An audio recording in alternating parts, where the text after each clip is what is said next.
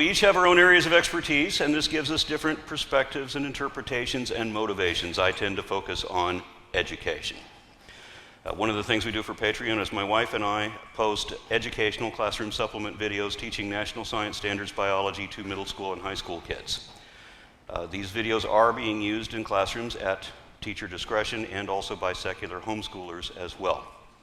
We do that because I'm convinced that the best way to provide for our children and their future, as well as ours as a nation, is to equip them with a practical, and by that I mean accurate, understanding of the real world.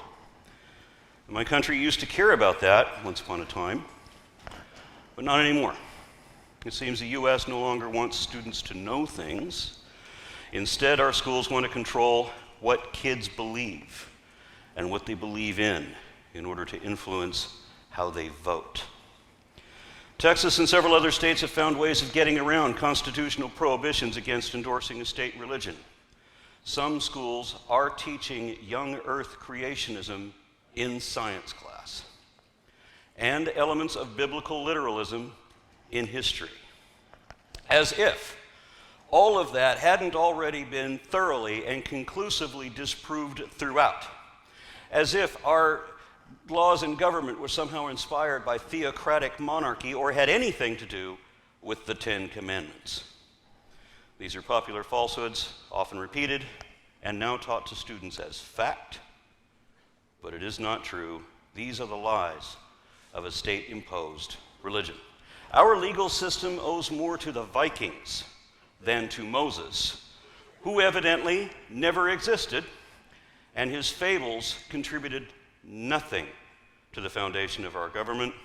Our founding fathers opposed his brand of government, and if Moses were real, he would not have endorsed any brand of democracy. But Texas history classes teach that all of our founding fathers were Christian, even though many were deists who openly hated Christianity. And Texas schools also teach that Islam is the sole source of all terrorism. They would never accept or admit to Christian terrorist groups like the Army of God or the Christian Identity. Our history is so whitewashed that our textbooks now omit any reference to any other ethnicity, so that it appears that all of our historic heroes are white Protestant Christian men. And the same goes for any other acknowledgement of non-white heritage. If a textbook once mentioned hip-hop music, it was changed to country and western. The Texas State Board of Education voted down a motion to teach kids the terrorism of the Ku Klux Klan, but passed a provision to teach about the violence of the Black Panther Party. They refer to Jefferson Davis, the Confederate president who used the Bible to advocate slavery in the Civil War, and they want to elevate him to the same level as Abraham Lincoln. They make excuses to justify segregation in the textbooks, and they even tried to delete any mention of Supreme Court Justice Thurgood Marshall so that our history books would have no black role models in respected positions of authority. At the same time, the board stated openly that they didn't want people to know that our country had ever done anything wrong, because the United States of America must always be seen as a shining beacon of what it means to be God-blessed. So they downplay slavery, and they deleted any admission that the founding fathers were slave owners. They replaced any mention of the Atlantic slave trade with the Atlantic triangular trade. And rather than admit that the Civil War was fought over slavery, they said instead that it was a matter of states' rights. Representatives of the religious right have infiltrated education in other states as well, arguing that the United States gave up slavery voluntarily as a noble gesture because they didn't want to admit that they had given up their slaves they had been forced to give up their slaves at gunpoint. In Louisiana, the next state over from Texas, things are even worse. There, they use overtly Christian textbooks, including the Bible itself, to promote paranoid and prejudiced propaganda, to instill and spread right-wing reactionary religious ideology, including sexual repression and hatred of gays, liberals, and otherwise celebrated thinkers like Emily Dickinson or Mark Twain.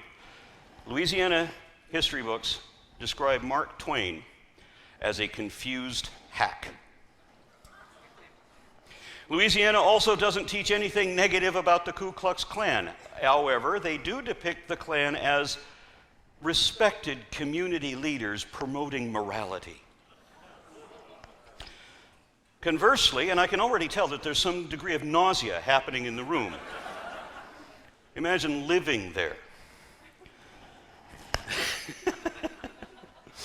Conversely, Louisiana teaches that gays should be, that homosexuality should be treated like a capital crime, deserving of the death penalty, and they teach that the goal of environmentalism is not to preserve our natural resources for the sake of our heirs, but rather to destroy the economies of the world's richest nations. That's why they advocate electric cars and plastic recycling and solar power. It's all part of a fiendish plan that makes no sense at all.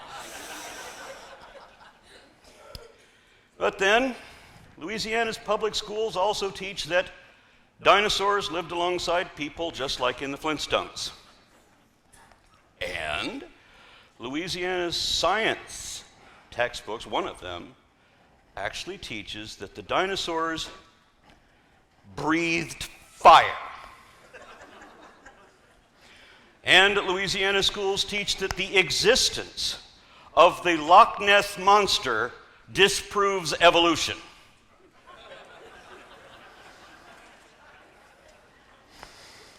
American schools no longer care about education, but indoctrination, inculcation.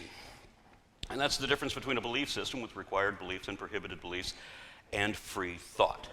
Free thinkers would rather teach kids what or how to think rather than what to think. But the ideologues who've seized control of education legislation want to control what they believe, and they don't want kids to question that. That's why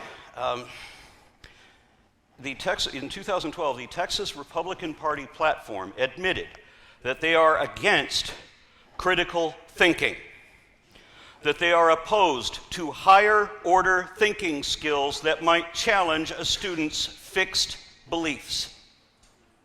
And of course, a fixed belief is one that is imposed or programmed into the developing mind of a susceptible child as an unquestionable conclusion which cannot be reasoned with and will not be corrected even if it is proven wrong.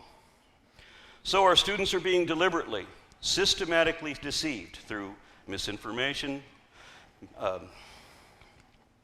misrepresentation, and manipulation of the facts. And we're talking about state-endorsed and politically imposed idiocy designed to stupefy the student and further politicize the classroom. And it's not like this is a secret. It's all over mainstream media. They even made a movie about it called The Revisionaries. So everybody knows that this is going on. And I am stunned when lawyers tell me that it would be a labor-intensive case to sue the state. I think, or I would think, that we have a moral obligation to teach only what we can show to be actually factually correct, and that this should come without any perceptible political bias and without apology for those who wish to deny reality for religious reasons. Now, if you cite religion as your justification for any action or position, then you have not given a reason and are not justified. Of course, the dumbing down of American students has been going on for a long time before the newspapers began to report it. 46 to 52% of Americans now believe in young earth creationism. How can that be? George Carlin said to look at how stupid the average person is and remember that half the population is stupider than that. So that explains that demographic. Now, think about how stupid y'all are. Smart people know how stupid they are. And if you're in this room, you're probably one of the smart ones. But that also means that you're about as good as it gets.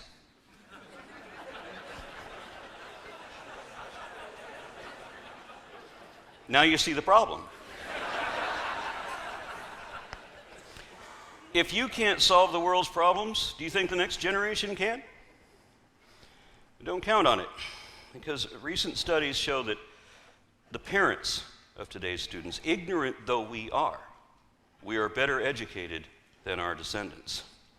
The most recent published report of 34 countries in the Organization for Economic Cooperation and Development, the Program for International Student Assessment, revealed that the United States ranked below average across the board, from 17th place in reading down to 27th place in science.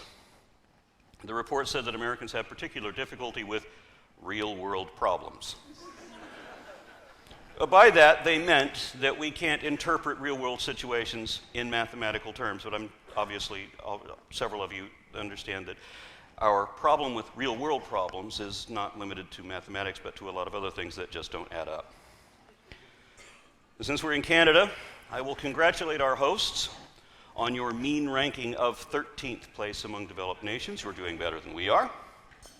But the top 7 slots are all in the Orient. That's Singapore, Korea, Japan, and 4 places being ruled by China, who has the top position. So they will have the better economy, not us. The New York Times says that they have more honors kids than we have kids. And what we have is an idiocracy, where most people are ignorant, apathetic, incurious, and proud of that. Even right-wingers realize and admit how poorly American students are doing on the world stage, and they use this as an excuse to cut education even further. The United States has just released a new budget, one that has the lowest allowance for education since the recession, and the lowest funding for science since World War II, but a higher allotment for the military than ever before, and that reportedly will consume 80% of individual tax revenue. The less we invest in improving understanding, the worse our economy gets. And the worse our economy gets, the more we spend on the military. Because we are no longer the land of the free and the home of the brave. We are the ones who will sacrifice our freedoms out of fear.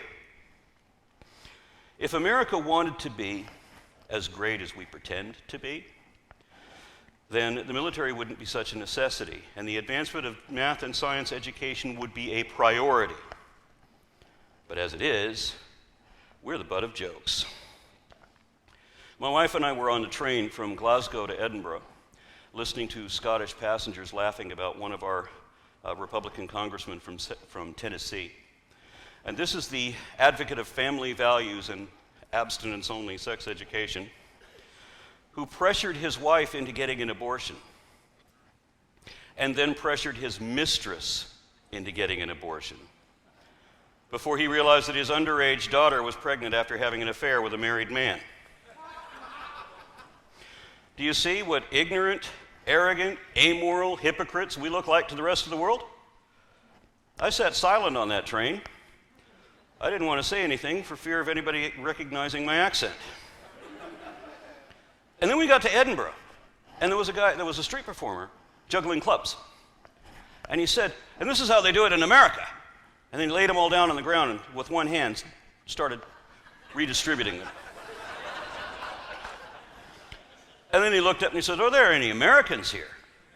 Of course, I raised my hand. And he says, oh, I'm sorry. I'll do it again, only slower.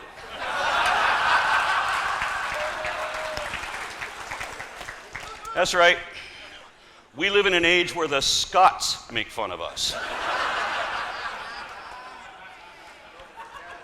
And it's justified. Because just last week, the Minister for Education in Scotland said that creationism is not a scientific principle and is not a viable alternative to evolution, so Scotland passed a law against teaching creationism in public school.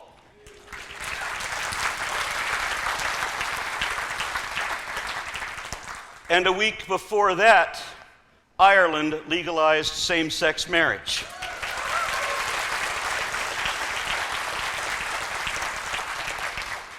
It's a sad day for me when Ireland is more progressive and less sexually repressed than we are.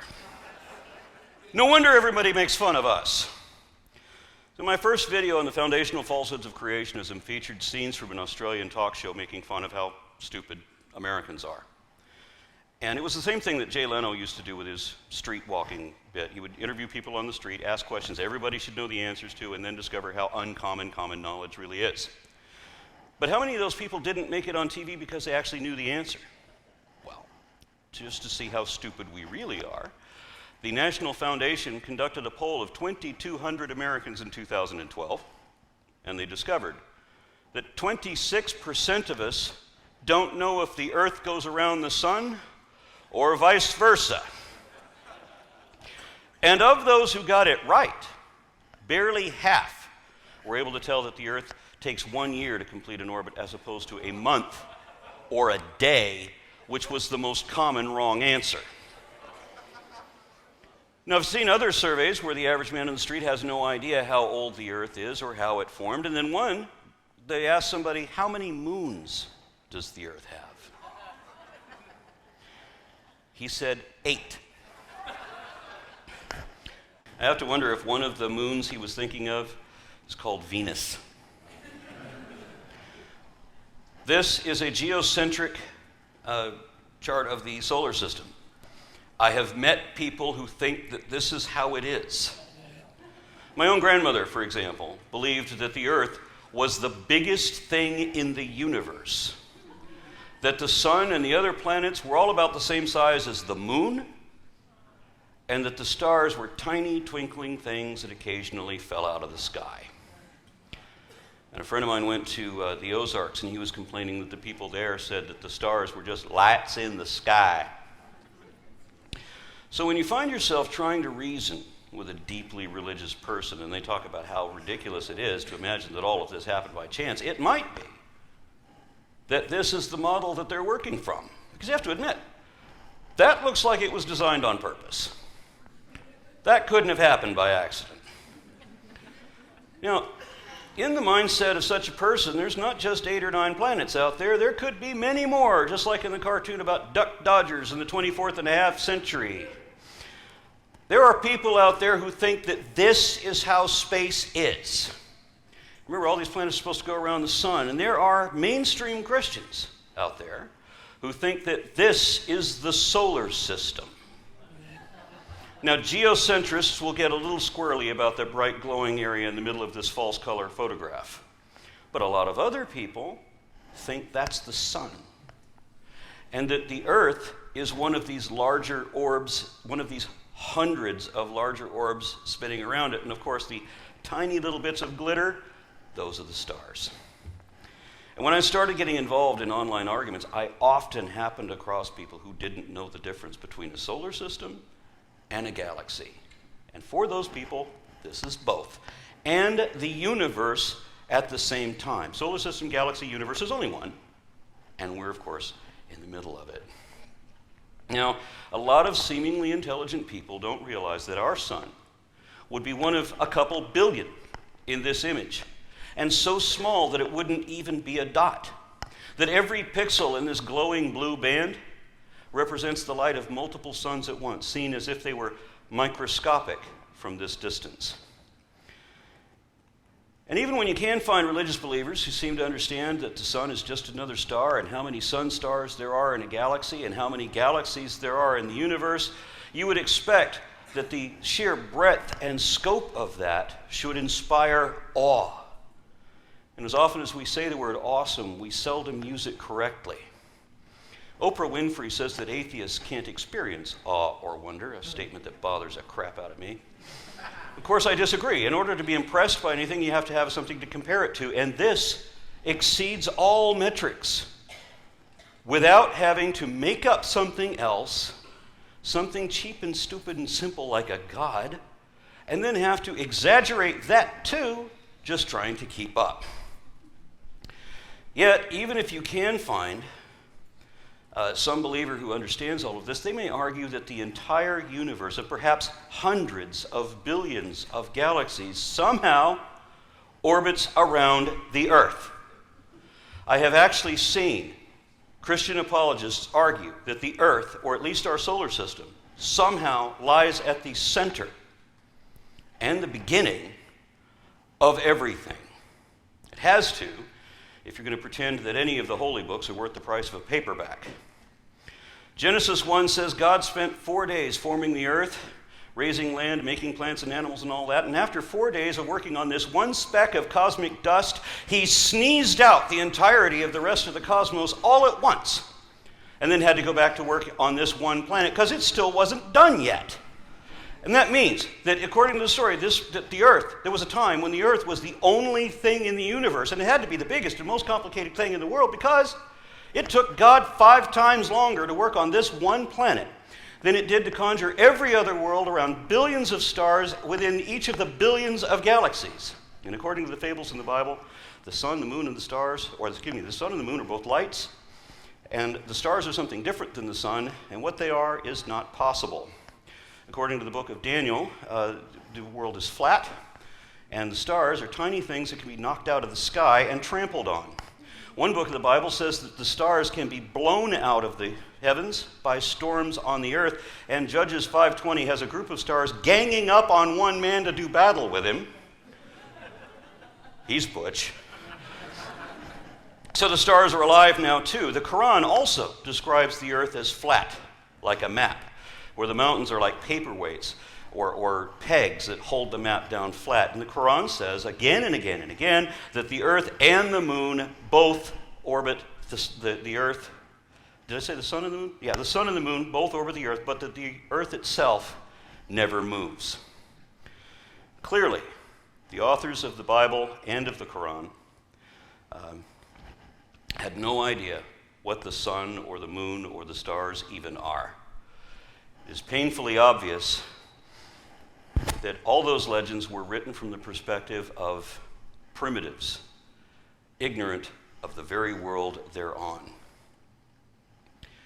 Now, if the Bible is to be interpreted literally, then it is clear that the authors believed that the world was flat, the way it is described in Daniel 4, 10, 11, that it is spread out like a map over a flat disk. Not a sphere, but a circle, as described in Isaiah 40, 22. Isaiah 11:12 describes it as being divided into 4 quadrants, sometimes mistranslated as corners. And according to 1 Samuel 2:8, this disk world stood on pillars like a table, so that it would not move, because Psalms 93:1 and Chronicles 16:30 said that it could not be moved.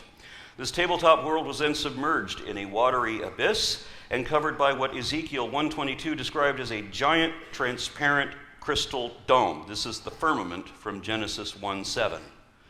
So the earth is like a snow globe.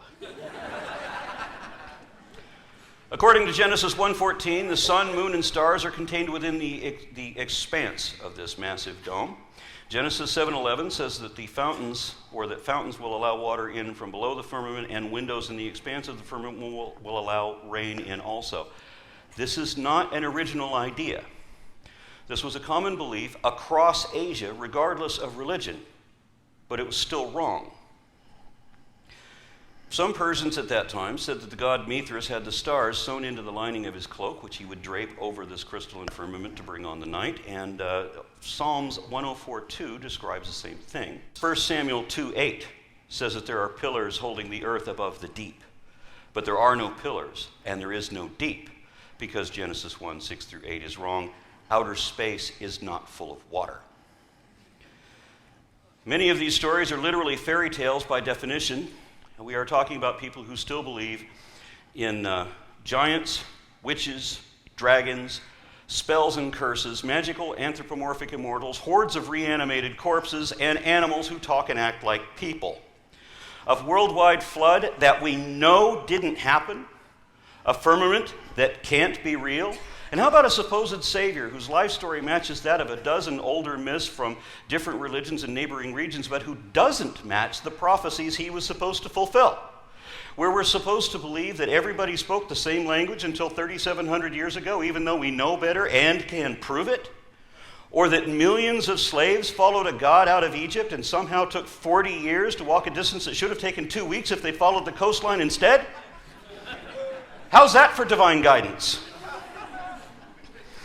You would think that if there actually was a God and he cared about sharing anything with us that we could honestly call truth, that there would be some portions of the Bible that would be verifiably accurate verbatim and not the same preposterous nonsense that everybody else believes in all of the other religions that men have ever imagined. The reason that all of this is wrong is because it is a belief in magic, which shares the same definition as miracle. An event that cannot be explained by science because it defies the laws of physics, being brought about by the evocation of supernatural forces or entities to control or forecast natural events. Now, in my humble opinion, gods and magic are the most infantile excuses men have ever made up to explain anything, and of course it doesn't explain anything. Miraculous magic isn't even an attempt to explain anything because faith isn't about understanding things. Faith is about make-believe. It's the power of pretend. Dr. Peter Boghossian, professor of philosophy specializing in epistemology, who will be here tomorrow, described faith the same way that I did in my video series. He and I both say that faith is pretending to know what you don't know, and forgetting for the moment that a God cannot realistically exist, because, think about it, really? His mind exists independent of a brain, and he has telekinetic powers to intricately manipulate every aspect of everybody's life so that we're all just characters in a movie that God is making? As if we all live in the Twilight Zone and God is Rod Serling? So that you're supposed to think that the most important entity imaginable is always watching you, even when you're in the toilet.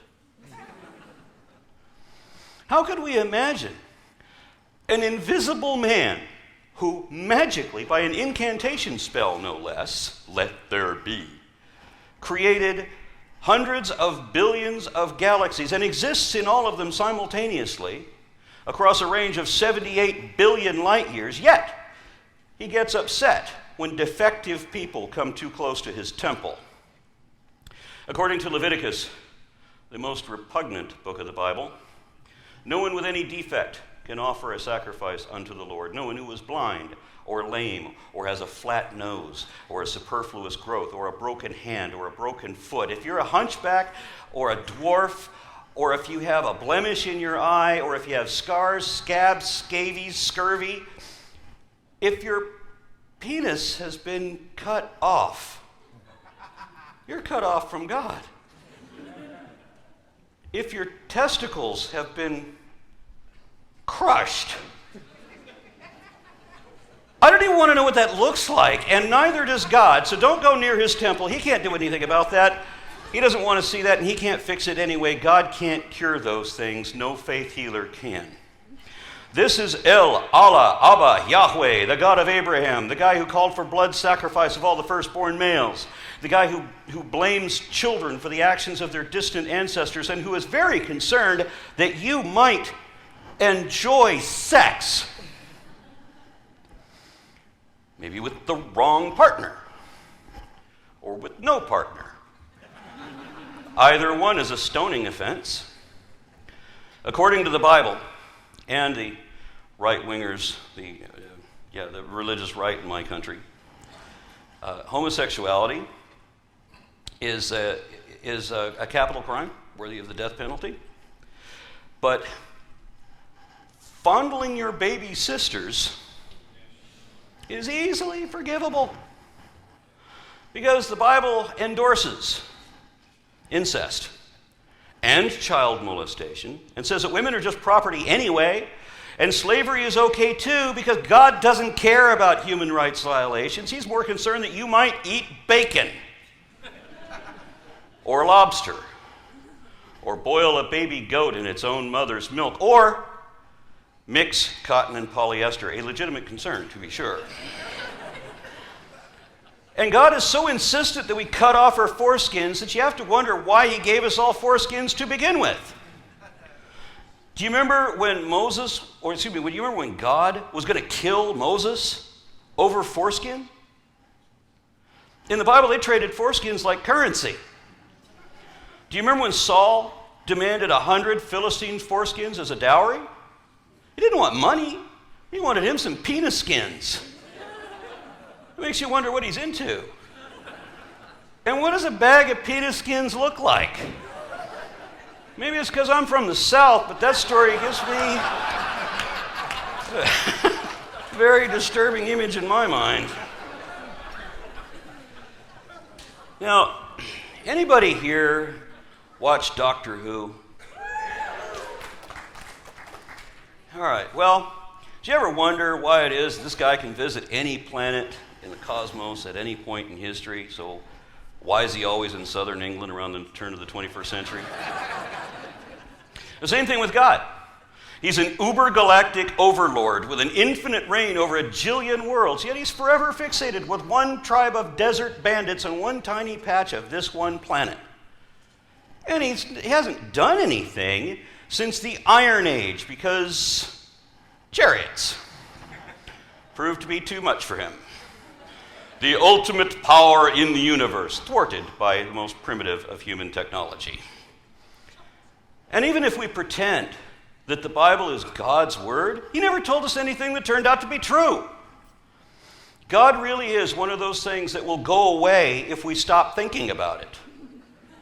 So religious people want us all to believe impossible nonsense for no good reason, under the threat of death or the threat of a fate worse than death.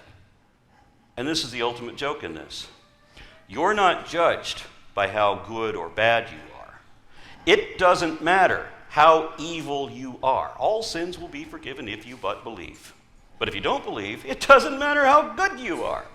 Because the only sin that will not be forgiven is disbelief. And that means that gullibility is the sole criteria for redemption. And remember, God demands obedience, but not so much directly to him, but rather to the people claiming to do his work. And this is where it's important to remember that God can create dinosaurs and viruses and everything that humans can't make, but he can't make anything humans can make. He can't create a box or a boat or a building. So he has to give very specific instructions for how we are supposed to provide for all those people who pretend that he put them in charge. And that's what this is really all about. In the last 3 months, I've been to Australia, New Zealand, Ireland, United Kingdom, the Netherlands, Norway, Iceland, and an alarming thing is that I've heard that in the most recent elections, conservative parties have seized power in most or all of these places, even here in Canada, from what I've heard.